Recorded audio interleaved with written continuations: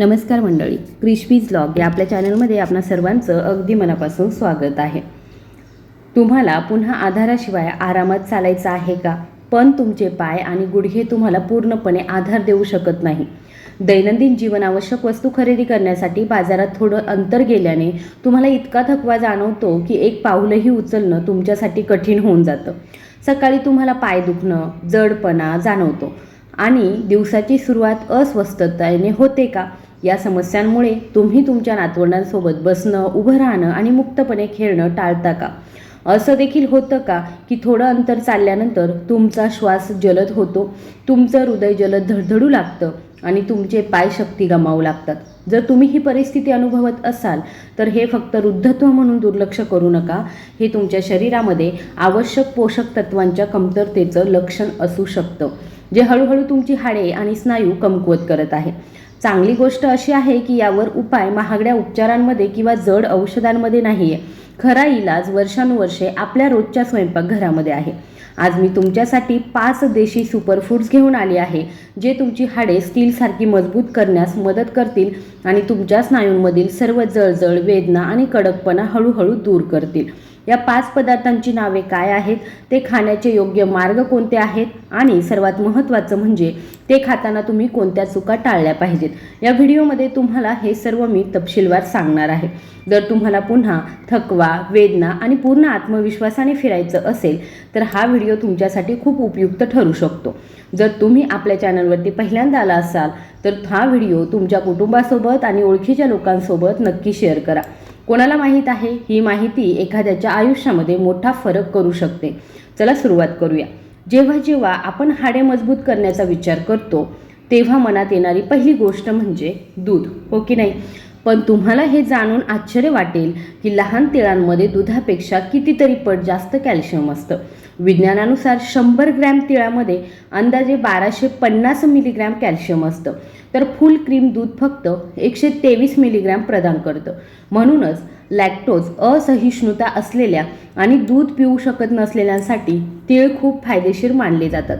Calcium व्यतिरिक्त तिळांमध्ये magnesium, phosphorus आणि झिंकसारखी अनेक आवश्यक खनिजे देखील लक्षणीय प्रमाणामध्ये असतात.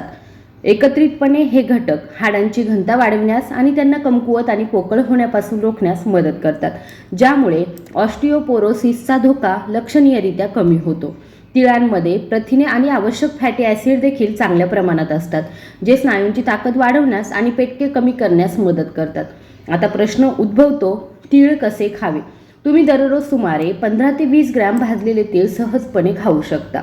तुमच्या शरीराला संपूर्ण पोषण मिळेल याची खात्री करण्यासाठी ते पूर्णपणे चावून खा. तुम्ही नाश्त्यासोबत जेवणाच्या सुमारे 1 तासानंतर किंवा संध्याकाळी तीळ खाऊ शकता. हिवाळ्याच्या काळामध्ये तीळ आणि गुळाचे लाडू खाणं अधिक फायदेशीर मानलं जातं. तीळ कॅल्शियम आणि मॅग्नेशियम प्रदान करतं, तर गूळ लोह प्रदान करतं. यामुळे अशक्तपणा कमी होण्यास देखील मदत होते. संपूर्ण हिवाळ्याच्या हंगामामध्ये तीळ नियमितपणे खाल्ले पाहिजेत.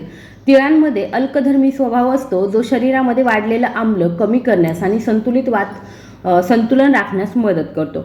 वृद्धांसाठी तीळ हे औषध मानलं जातं. तुमच्या आहारामध्ये समाविष्ट करण्याचा आणखी एक महत्त्वाचा घटक म्हणजे हळदीचं दूध, ज्याला आपण सोनेरी दूध असं म्हणतो. विज्ञानानुसार हळदीची खरी शक्ती त्याच्या मुख्य घटक कर्क्युमिनमध्ये आहे, जो एक शक्तिशाली दाहकविरोधी आणि अँटीऑक्सिडंट्स आहे. वयानुसार दीर्घकालीन दाह वाढतो, ज्यामुळे सांधेदुखी, संधिवात आणि कडकपणा येतो. कर्क्युमिन जळजळ निर्माण करणाऱ्या एन्झाईम्सना रोखून काम करतं. दुधातील कॅल्शियम हाडे मजबूत करतं आणि हळदीतील कर्क्युमिन त्यांना जळजळ आणि वेदनांपासून वाचवतं. यामुळे शरीरासाठी एक मजबूत संरक्षणात्मक कवच तयार होतं. हळदीचं दूध तयार करण्यासाठी रात्री 1 ग्लास दुधामध्ये अर्धा चमचा म्हणजे साधारणतः 3 ते 4 ग्रॅम हळद पावडर मिक्स करा. तुम्ही कच्ची हळद देखील वापरू शकता. हे दूध आणखी प्रभावी बनवण्यासाठी 1 ते 2 चिमूटभर काळी मिरी घाला. काळी मिरीमधील पायप्रिन कर्क्युमिनचं शोषण अनेक पटींनी वाढवतं. जर तुम्हाला गुडघेदुखी किंवा सांधेदुखीचा जुनाट त्रास असेल आणि तुम्ही वर्षानुवर्षे जर या त्रासाशी झुंजत असाल आणि ही समस्या जर अनुभवत असाल तर तुम्ही 1/4 चमचा सुके आले पावडर देखील घालू शकता. सुके आले वेदना आणि जळजळ कमी करण्यास मदत करते.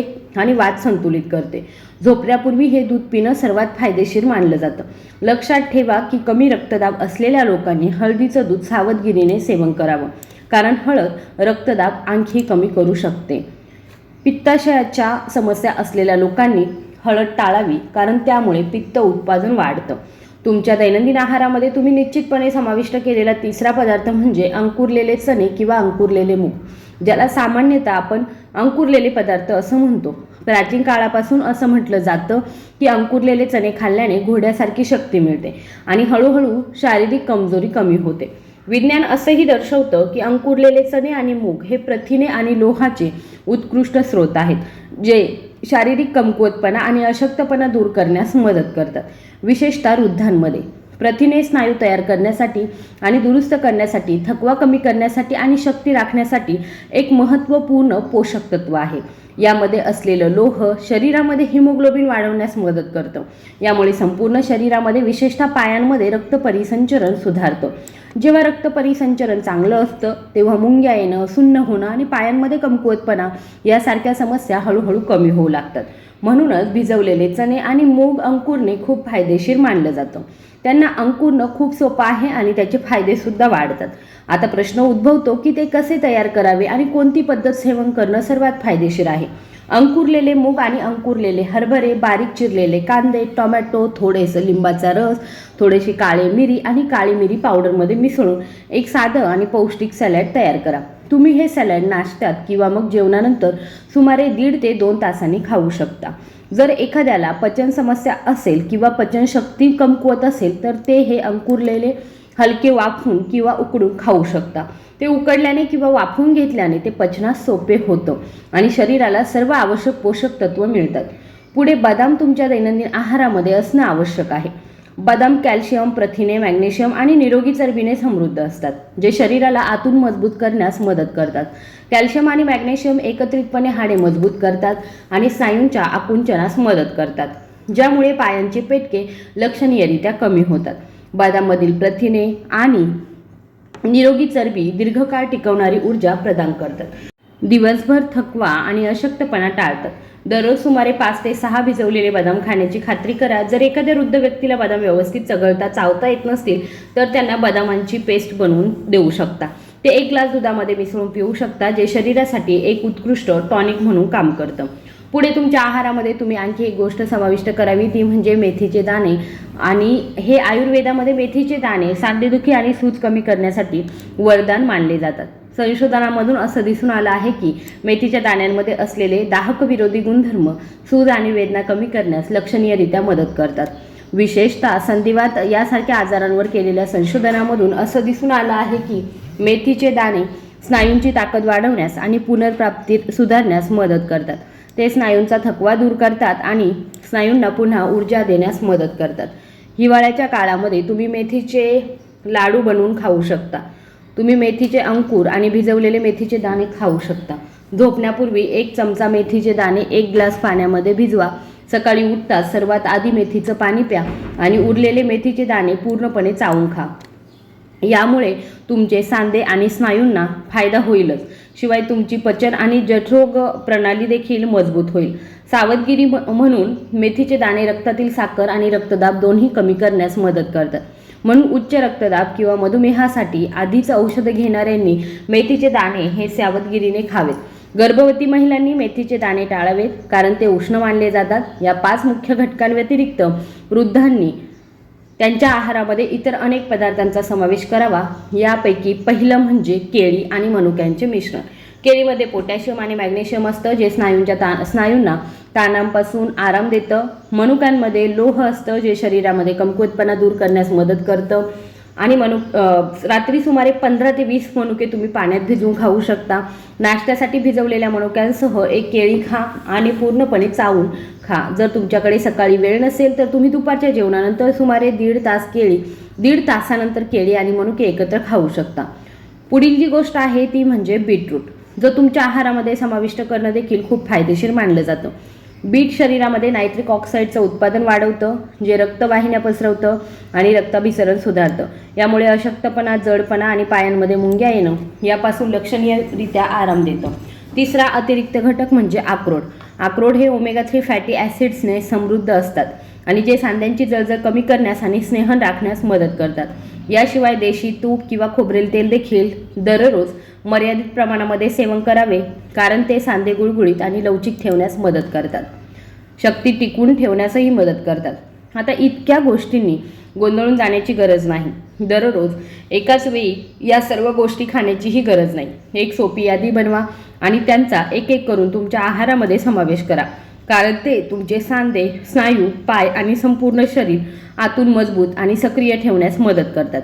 आता मी तुम्हाला अशा गोष्टींबद्दल सांगते ज्या तुम्ही पूर्णपणे टाळाव्यात किंवा मोठ्या प्रमाणामध्ये कमी कराव्यात. सर्वात पहिलं म्हणजे तळलेले पदार्थ किंवा जंक फूड. तुम्ही हे पदार्थ जितके कमी खाल तितके तुमचे सांधे आणि स्नायूंसाठी चांगलं होईल.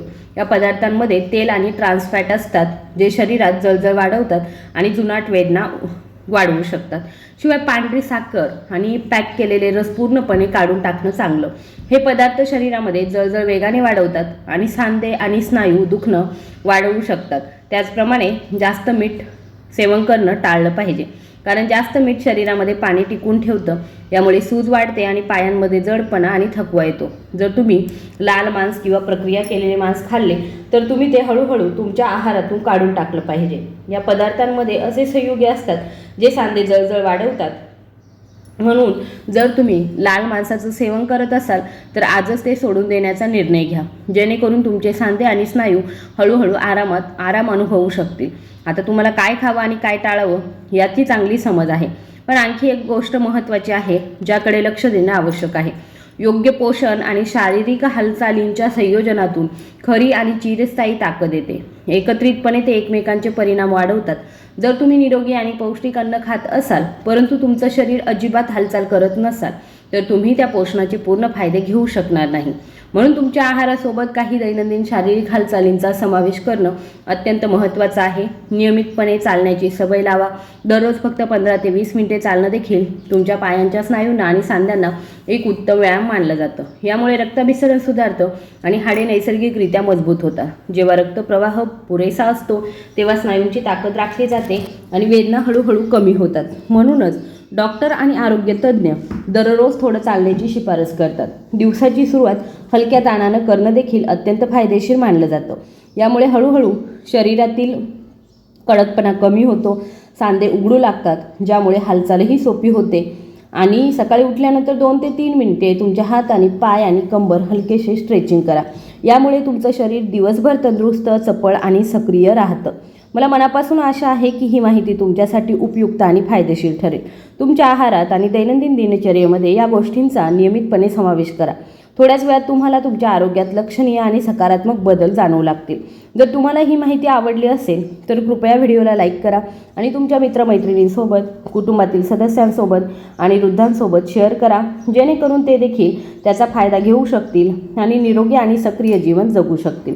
तुम्हाला हा व्हिडिओ उपयुक्त वाटला असेल तर कृपया लाईक करा आणि शेअर देखील करा. चॅनलवर नवीन आला असाल तर चॅनलला सबस्क्राईब करायला विसरू नका. धन्यवाद.